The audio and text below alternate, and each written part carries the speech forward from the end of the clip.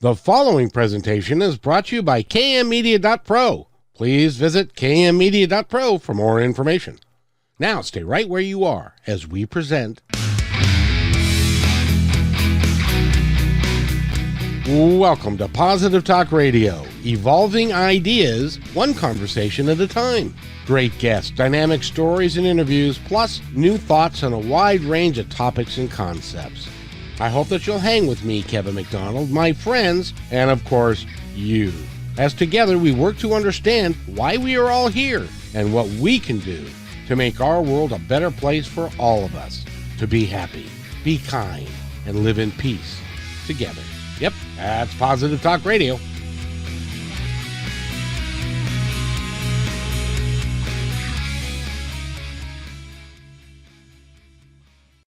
Episode of Positive Talk Radio. It's awfully nice to have everybody here.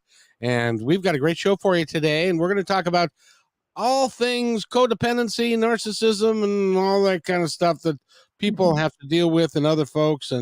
And we've got a great person to explain it all to us. She's written 3 books. She is a family counselor. And her name is Darlene Lancer. And Darlene, welcome to the show. How are you? Oh, I'm good. I'm looking forward to this discussion. It's really I important. am as well. So let's talk about you a little bit, because that's, kind of like why you're here. But you are a family therapist and you are a marriage counselor, Right. and you've been doing this since I think you were 10 when you started. So you've been doing it for about 30 years. Well, yeah, right. When I was 12, I thought I wanted to be a psychiatrist. Well, So, I love the yeah. work that you're doing, though, because you're doing some really good work for people, Thank you. to get out of codependent relationships and some of the negative stuff and some of the negative baggage that we bring along, right? Right. In fact, you mentioned my 3 paperbacks that are behind me, but I've written about 7 ebooks also Oh, on cool. how to be assertive, how to raise your self-esteem, how to forgive yourself, how to overcome perfectionism. So I like to give people tools. So all my books are workbooks. Oh, that's awesome. So if they would like to look at all of your ebooks and all of your writings and stuff, that would be darlenelancer.com, correct? And they Well, can go and either look at there, every. right there, or whatiscodependency.com. Very good. And I What? also have webinars and audio files for them too. Oh, very nice. Mhm.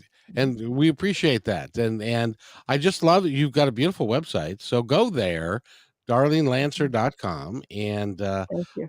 and you're working very hard to help.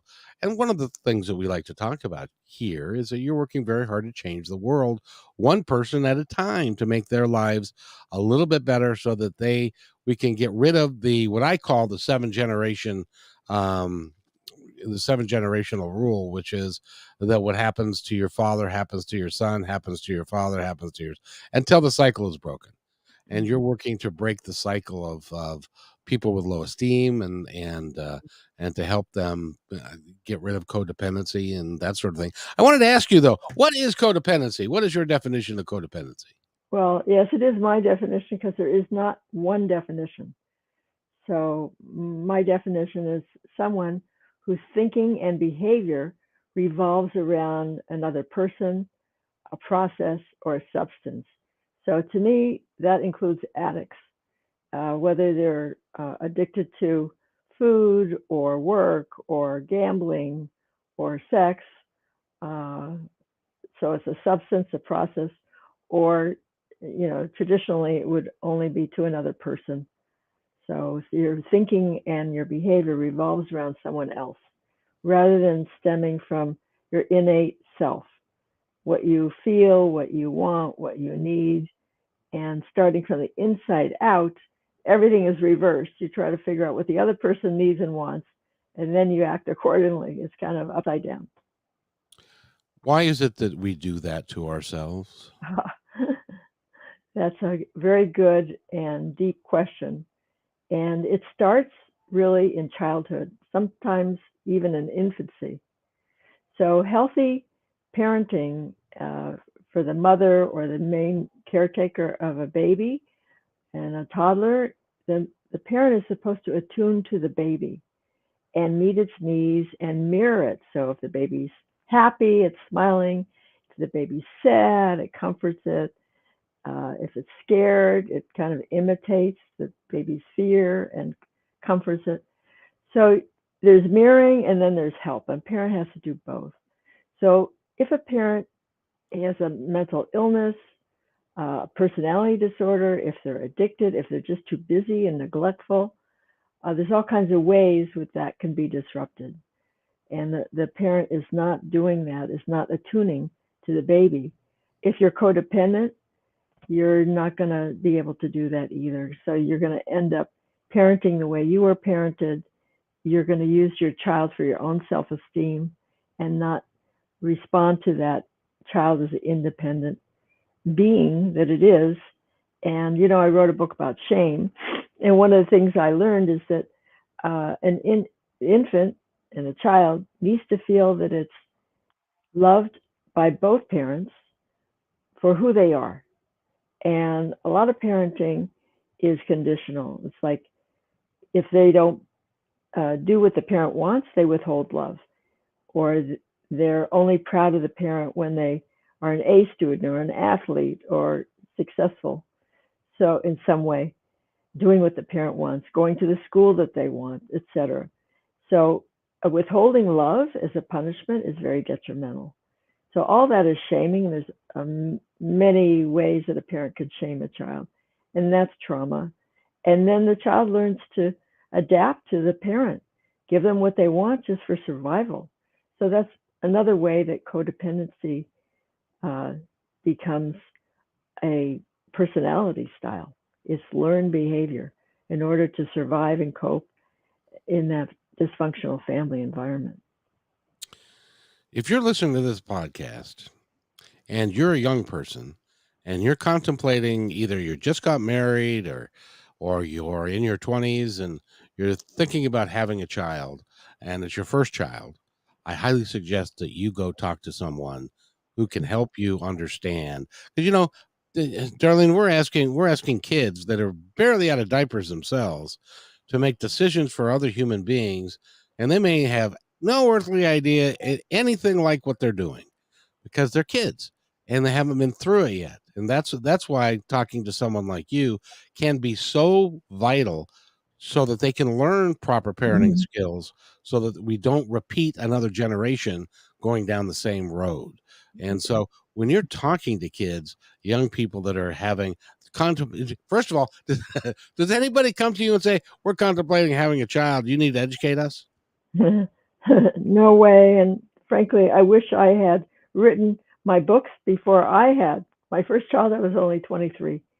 Oh, wow. And for an example, I had one of my children had colic and was crying a lot. Much later, I found out that it was an allergy or something to the milk or whatever. But I took it personally. I felt rejected.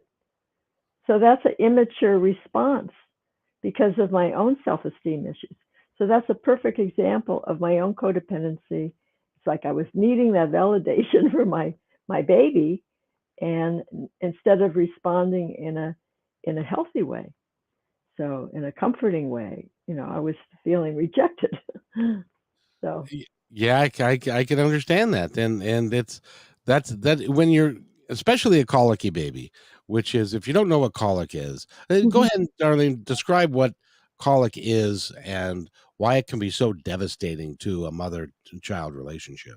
Well, I'm not a infant child development specialist, but I'll just tell you, in my own experience, my son was like crying all the time, and I couldn't calm him, and he had trouble maybe digesting some of his food, would spit it up, and that wasn't as much of a problem as the crying, and that nothing would seem to comfort him during the night. So. Well, and that's one of those things where you've got a 3 or 4 month old or even younger. They can't say, Mom, I got gas, or this is not sitting well with my stomach, or Exactly. So it becomes a guessing game to try and figure out what's going on, and then you have to become a junior detective in order to kind of make it understand how it all works and to make it happen. So, but I get that it's hard. It can be really hard. But the work that you do, what is your favorite type of counseling or therapy that you like to do? Well, I enjoy what I'm doing now, and it's just helping people basically individuate. That means to become your own person, basically. So you own your own thoughts, your feelings, your opinions. You go after your dreams. You pursue your own passions based on who you are. And that's all my books are really about, that kind of personal transformation, which is something that I've done with myself and working, before I was a therapist, even though I wanted to be a shrink when I was 12, I went into the field of law.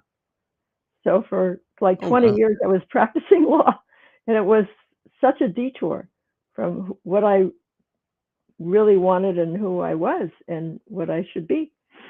So I wanted to be a writer too when I was in college. So eventually, I eventually got around to being back on my path to who I was meant to be. Because when you're in an unhappy relationship or even in a job that doesn't feel right and you're unhappy, you're out of alignment with your soul. I call it soul alignment. And you're not meant to be that. So if a marriage even falls apart, it may be a good thing because it's not working and there's reasons it's not working. And you have to kind of get back on track to really be able to express yourself fully, who you are. It's sort of like an acorn growing into the oak. So if it's, growing in the wrong direction and thinks it's a pine tree, it's not going to grow well. So helping people really express who they are and who they're meant to be. And if you're in an abusive relationship, that's totally wrong. You're not meant to experience abuse, but to love and respect yourself, and then you'll attract that. And it's all about, it's part of it is the law of attraction. And if you attract negative things by saying negative things and acting in negative ways, or letting other people run all over you Mhm. and dominate you and be a narcissist and all of those things, then you can't get to where you want to go. It's like saying you want to go to my hometown of Seattle, but getting on the road to San Jose, and you end Mhm. up in San Jose, and you're nowhere near Seattle, and you can't figure out why. And that's why it's good to talk to someone like you. Right. And the other thing is, people don't realize that if they're experiencing disrespect and abuse, they can leave that relationship, but they're going to eventually find out that they are the worst abuser, because we will will allow about as much abuse as we give ourselves. I know it's kind of a funny law of attraction there. So there's a saying, like, if you're pointing the finger, there's 10 pointing back at you. So you have to really look at yourself. My books are not about finding blame and fault at other people, but how you can take back your power and how you can turn that relationship around and empower yourself, raise your own self-esteem.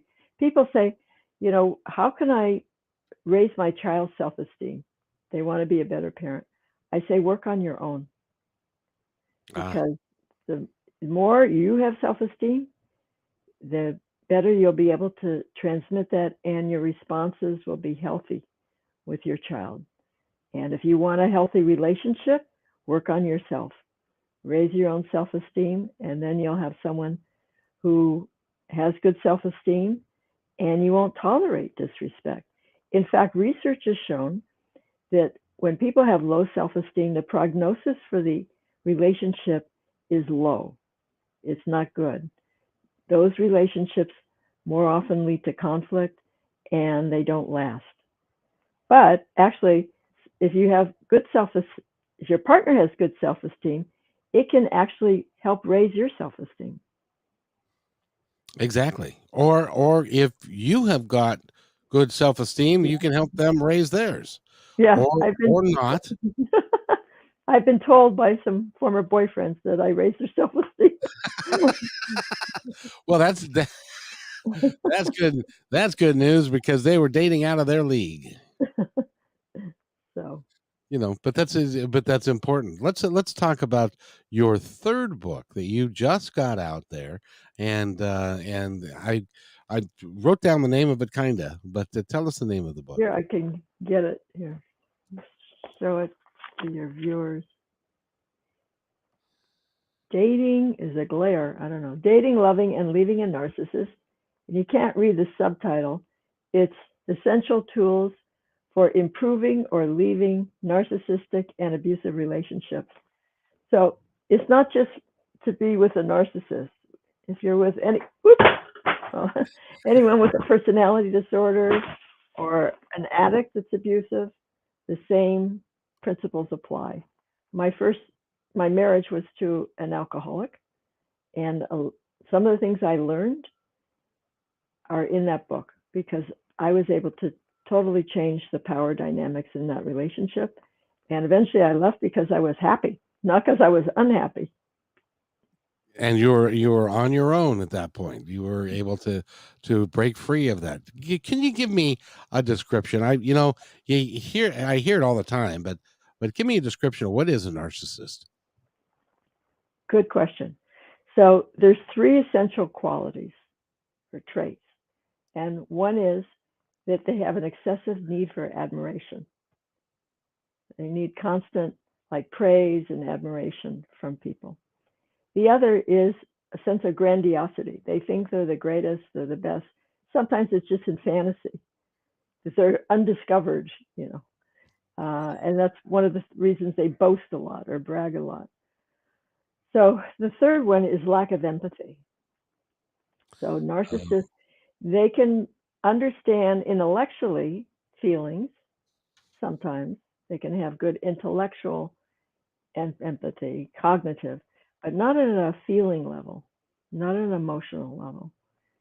And then they need another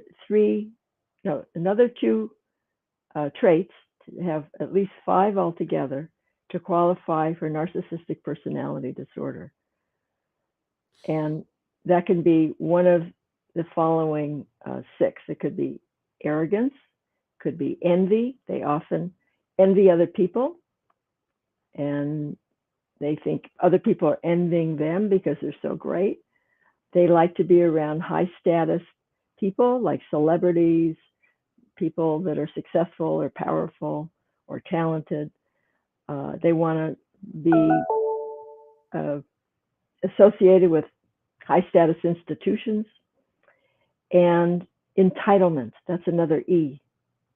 So think of lack of empathy, envy, entitlement. They think they're above the law, or things are not, people complain they're hypocritical because they expect more than they give because they're entitled. They shouldn't have to follow the rules. Exploitativeness, they often take advantage of other people. So, and did I mention arrogance too? Yes, you mentioned there. That sounds like a hell of a way to live. How does somebody get to be like that? Is that something they learned behavior as growing up, a bad relationship with their folks, or whatever it was? How do they get to be, especially the part about empathy? That boggles my mind that you can't be thinking about what you're doing, how it is negatively impacting somebody else. Well, that's the age-old question of nature versus nurture. Ah. So recent research, and this is, really maybe in the last 10 or 20 years, it's fairly recent. They've done a lot of twin studies, and now there's some evidence that it's probably roughly around 50% inherited. So a narcissistic parent may have an offspring that's a narcissist. Usually it's not all the children, maybe one. And then there's also the environment. So there's 2 theories about that also. So one famous psychoanalyst said, it's for someone who has a parent that's very abusive, and I've seen that in my practice too. And there's another point of view that says, well, it's actually a child that's been indulged, and I've seen that too. Parents didn't say no; they gave the child whatever they wanted. So, but that doesn't happen in every case. So maybe there's some other factors too. So So there's a combination of things. it's almost a case by case thing then that someone can become that. Do they generally have low self-esteem to boot? That's a really good question, because if you ask a narcissist, they'll say they have high self-esteem. Yes, but they can't. Right. And sometimes the the questionnaires that they would give in research, they would take the answer at face value. And then later somebody had the bright idea to give them actually a fake lie detector test. So it wasn't really detecting whether they were lying, but they thought they were being monitored. So then they were more honest, and they revealed more of their vulnerable feelings about not feeling so great. So all this grandiosity, in fact, just about all of their traits, you could think of as a defense to shame. And I know all about shame since I wrote a book on shame. So, envying people, envy is a defense to shame. Often they're perfectionistic. Everything has to be perfect. And the worst is like a narcissistic, perfectionistic spouse who wants you to be perfect too and will criticize you relentlessly about trying to be perfect. And that's a defense to shame. Because if I'm perfect, I'm, you can't criticize me. So arrogance is a defense to shame. Entitlement, I'm better. Hanging around high status people then would lift me up. Grandiosity or boasting. You can think of their whole personality almost is a defense to shame, and they typically have very thin skins. So they're very sensitive to anything that sounds like a criticism, even if it's not. You look at them the wrong way, and that could bring on rage because they're easily humiliated and very defensive that way. That's amazing. You're describing somebody that has been in the public eye for the last little while, and I've heard this. I'm not going to go into his name or whatever, but I've heard him being described as a classic narcissist and thin-skinned, quick to anger, no empathy, and all of that, and that really it just makes perfect sense. Well, the retribution and vindictiveness also is to try to restore my ego. So if I feel humiliated, I'm going to retaliate. And then I can be their power is their main priority, because that makes them feel safe. Inside, they feel very unsafe and vulnerable and insecure. So I have to be the top dog, and I have to dominate and control. That's not one of the symptoms in the mental health, diagnostic code, but it's very typical: control and aggression. And so I have to be on top, and then I feel safe. So that also, so I don't feel insecure. So if I retaliate, then I can be on top. You see, if I put someone down, that like a bully, it elevates me, and now I'm higher and you're lower, because inside they feel lower, so they have to, reverse the scale. Oh, what a horrible way to live a life. I have to tell you. That Pretty would unhappy inside. yeah, I would think so. Is there any have you had experience with somebody that says, "You know, Darlene, I think I'm a narcissist and I don't really know why, and I would like to not be that anymore." Can you help them? There is help available. So they may not be able to empathize. That's the one thing that they may not be able to do, but they can learn to modify their behavior, because to a narcissist, relationships are very transactional. Maybe you've heard that applied to the person you were talking about before. Uh-huh. So, so here's the thing: people that work with a narcissist or in a personal relationship with a narcissist, they often prioritize the relationship and will sacrifice themselves to keep it. On the other hand, a narcissist prioritizes power, as I said, and they will sacrifice. Oh, I think I misspoke. The narcissist will prioritize power and sacrifice the relationship to get it. Yeah. So other people will prioritize the relationship and sacrifice themselves to keep it. So everybody around them, is on eggshells and trying to get along to make the relationship work. And the narcissist doesn't care about getting along. Typically, they're very antagonistic. They care about getting ahead. So that's the difference. And in terms of treatment, if they see that they're destroying their relationships, maybe they're got caught by the government in some criminal activity, or maybe they lost their savings because of mismanagement. If they've had some sort of a setback, that might prompt them to go to therapy and get help. But it's usually because they want to get back on top. They want to be back in power and be happy the way things were before. But if you show them that by changing their behavior, they can be more effective, they can be more successful, they can get people to admire them even. You show them that if they do these other things and act differently, they will get what they want. So it made you frame it in terms of a transactional behavioral modification. They can make a lot of improvements. And that's how in my book, I explain to people in relationship with narcissists just how to do that. I even have scripts and checklists and strategies of how to change that power dynamic.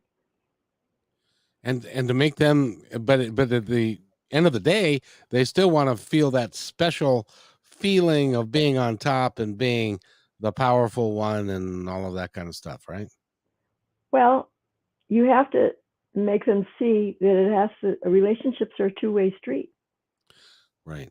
And you could still pray, and you have to praise them when they do well, just like a little kid. You know, Like a puppy dog, you got to train the yeah, puppy dog. that's That's a right. good. That's a good dog. Yeah. You know. So if you keep telling your child that they're not going to amount to anything and they're bad, they're going to act bad. You know. And they're not going to And amount to anything.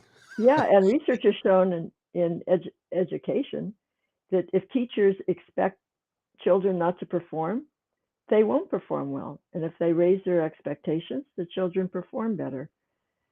So it's all about, the partner has to also do the work of raising their expectations, but knowing how to communicate it in an effective way. Now, when people are forming relationships, does a narcissist hide the fact that they are who they are while they're in a dating atmosphere until they get, everything signed, sealed, and delivered, and then they open themselves up to who they really are? Or does the person who is dating someone like that tend to overlook it because it's like, well, they'll get over that, or that's okay? Kevin, you're asking such good questions. Oh, thank you. That's why I have a whole chapter on dating. There you are. Yeah. Because one of the things that narcissists do is called impression management, because they need this admiration and they want you. And by the way, I think that narcissists are codependent too. They want you to like them. They want you to want to be with them. They want you to listen to them. They want you to respect them. And they work hard to make you do that. And some research has shown that in meetings, they had people meet with different subjects, including narcissists. And everybody liked the narcissist until the seventh meeting. And then they started to see signs of the personality they didn't like. So in a dating situation, the narcissist is going to try even harder than in just an interview in a test setting. Try even harder to win you over, maybe for a lot of reasons. Sex might be one, or with a woman, maybe she wants gifts or to be taken to expensive restaurants or whatever it is that she wants. And she wants you to admire her and think she's beautiful. So they're going to try hard. So then, after you've fallen for them, they don't need to work so hard. They don't want to work so hard. And the problem is, then they might start fault finding because they want to still be, and maybe you're not admiring them quite as much because now, you're starting to get used to the person. It's just natural. You don't idealize as much after some time. And then they stop idealizing and they start devaluing you. And however, in the clients I have that were married to narcissists, and they say, oh, it was wonderful in the beginning.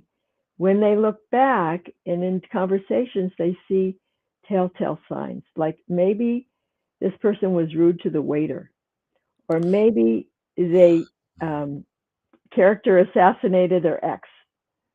Maybe they don't talk to people in their family and blame everybody else. Or maybe they were very controlling and, wanted you to look a certain way, or things they had to choose where you're going, and they were, or difficult to negotiate with. It had to be their way. The old saying, my way or the highway. Yeah. So, so usually they don't, narcissists don't like to compromise.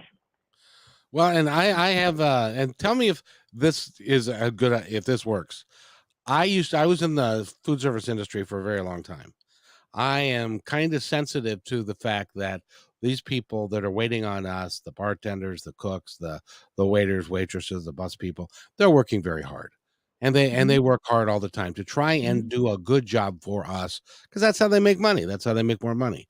So I always judge somebody who I'm going out to lunch with or going out to dinner with how they treat basically the hired help. If they are not kind and thoughtful and say yes thank you and no thank you and may I please and Right. stuff, I want nothing to do with them, because down the road they're going to treat me the same way that they treat. Absolutely. Well, good. Absolutely. So I'm glad we're on the same page with that, because I've always, there was a guy that I worked with that had claimed to be a master spiritual teacher and yada yada yada, and we go out to lunch and he's mean to the wait staff just because he can. It's like, nope, sorry, I'm not going to deal with you at all, because I didn't feel like he had empathy for them or cared, and he talked down to them because they could lift himself up. I guess he was a narcissist, as you described it.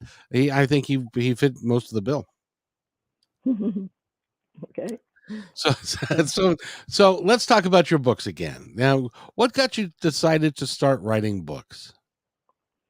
Well, I had written a book that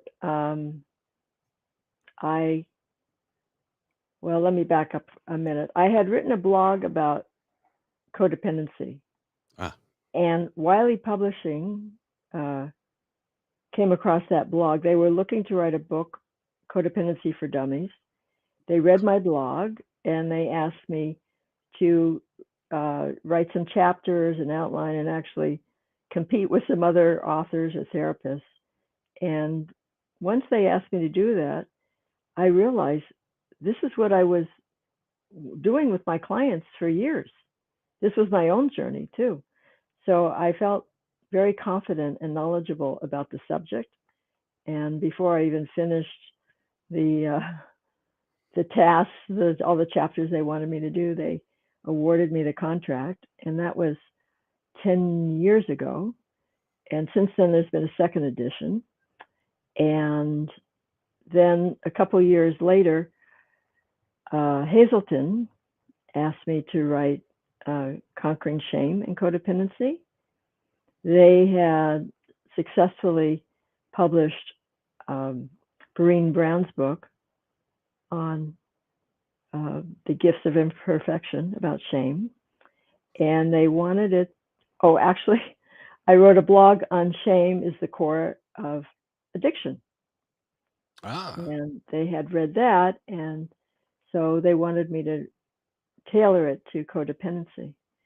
So I did. And it goes into how shame impacts relationships also. And how all of the, just like many of the traits of narcissism are defenses to shame, the same is true of codependency. A lot of the traits of codependence are defenses to shame. So there's a way which it's like the two, narcissists and codependents, are kind of like mirror images of each other. And I explain that in my book too. That is interesting. What really is interesting is that most authors, they'll write a manuscript, they'll write a book, and they'll have it edited, and then they have to go send it someplace or many places to get somebody to buy it. These people are coming to you, so that means that your information is really spot on, and is really necessary for all of us. So I appreciate that. And the third book that is just out that we wanted to talk about again, it involves dating and stuff. What's the name of that book? Oh, it's not just dating. It's dating, loving, and leaving a narcissist. So, but it applies if you're a parent, or if you have a child with a narcissistic parent. It's about relationships with narcissists or abusers, as I said, and how to improve them or how to leave them. And it's interrelated because it's harder to leave an abusive relationship than a healthy one. People don't realize it. Outsiders, they'll say, well, that person's a jerk. Why don't you just leave? You should leave. That's easy to say. But for a lot of reasons I go into, like trauma bonding and learned helplessness, and there's a lot of factors, it's hard to leave someone that, even when they're abusing you. And just because someone's abusing you, you still might love them. So people think that, how could you love someone who's abusive? Well, they're not abusive 24/7. They still might have a lot of positive traits. People enjoy the lifestyle.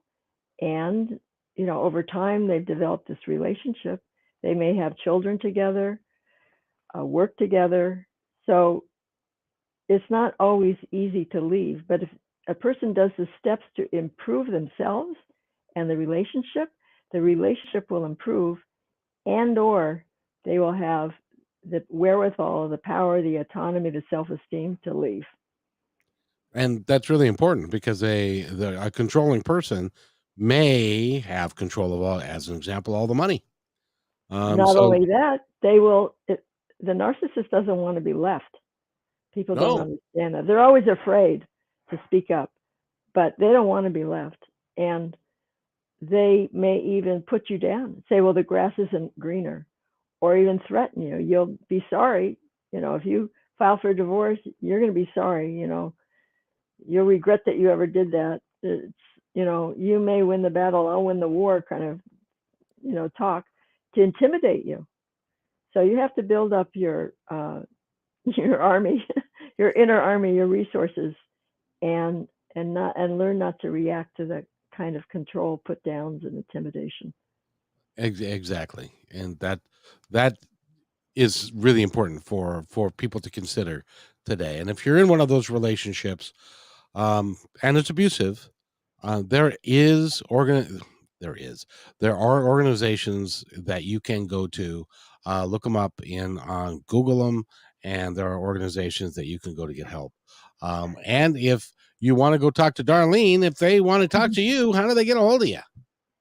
Well, they can email me. It's all on my website, whatiscodependency.com, or just Google my name, Darlene Lancer, and I have over 200 blogs on my website, and they appear other places too. So I have a YouTube channel, and I'm on Facebook and Twitter and LinkedIn.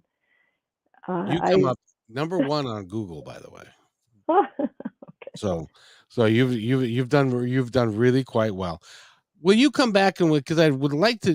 There's so much more to talk about Okay. in this whole realm of how to survive it, how to get out of it, how to raise your self-esteem. It's I think it's one of the biggest questions of our time. And Thank it you. I would like to do that. and so, by the way, is the book out now or is it just coming out? Oh, no, it's out. It's been How, out for about a month, and you can find it on Amazon, Google Books, and Smashwords has actually, if you go to my website, there's links to different kind of formats. Um, you can get a PDF on my website. You can get a Kindle version um, on Amazon. The oh, that paperback is on Amazon, but if you want a digital version, there's different kinds for different devices that you can find on my website. and you can also join her mailing list, and Mhm. you'll receive 14 tips for letting go, which is really a good thing. So, Darlene Lancer has been our guest today. I want to thank you very much for being here, and you're going to have to come back because we got so much more to talk about. Can I say a closing suggestion to your audience? You may. Okay. I just want to say to anybody, if you think you're being abused, you probably are. And the tendency is to, because of shame, to not to tell anyone and to keep it to yourself. Do the opposite. Get help, talk to people, get objective feedback, and get resources that can help you. And thank you very much for the opportunity to share. Very well said. Very well said. And remember to get the help that you need, and then go see someone who can be your therapist, who can teach you how not to date the same guy in a different suit, which would be because there are good men out there. Oh, there Maybe are. maybe one or two, but there are good people out there that you can date. Darlene, thank you so much for being on the show. I've got to run, but Okay. Thank I you. want to have you back on the show. Can we do that? Of course. Very nice, very nice. Stay right where you are, and I'll be right back. Okay. Hey, thanks for enjoying this episode all the way to the end. Please give us a like and subscribe to this channel. This has been a production of PositiveTalkRadio.net. Please visit our website, oddly named PositiveTalkRadio.net, for more details about us and our mission, which is to provide great positive programming designed to inspire us all. I'm Kevin McDonald, and I'm proud of these shows, and I truly hope that you'll like them and share them with friends and family. So on behalf of our entire team, remember, be kind to one another because